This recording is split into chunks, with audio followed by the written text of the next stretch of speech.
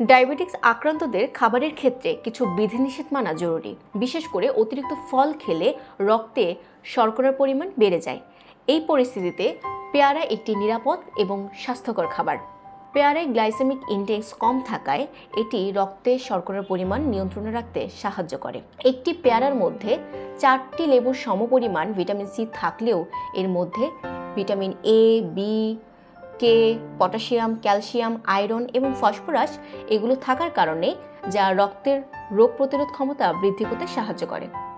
বাজারে 2 ধরনের পেয়ারা পাওয়া যায়, এক গোলাপি পেয়ারা আর একটা হলো সাদা পেয়ারা। গোলাপি পেয়ারার মধ্যে ফাইবার এবং অ্যান্টিঅক্সিডেন্ট থাকে যা রোগ প্রতিরোধ ক্ষমতা বাড়াতে সাহায্য করে। অন্যদিকে সাদা পেয়ারা অতিরিক্ত গ্লুকোজ শোষণে সহায়ক এবং হজম সমস্যা সমাধানে সাহায্য করে। পুষ্টিবিদরা মনে করেন গোলাপি পেয়ারা ডায়াবেটিস রোগীদের জন্য বেশি কার্যকর, কারণ গোলাপি পেয়ারার মধ্যে রয়েছে ফাইবার এবং লাইকোপেন এন্টিএনজাইম যা অন্ত্রের স্বাস্থ্য রক্ষা করতে সাহায্য করে।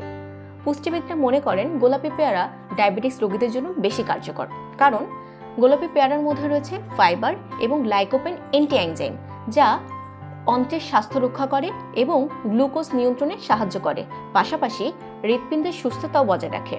এভাবে দেখা যায় ডায়াবেটিস আক্রান্তদের ক্ষেত্রে পেয়ারা, বিশেষ করে গোলাপি পেয়ারা বেশি স্বাস্থ্যকর এবং নিরাপদ ফল হিসেবে বিবেচিত।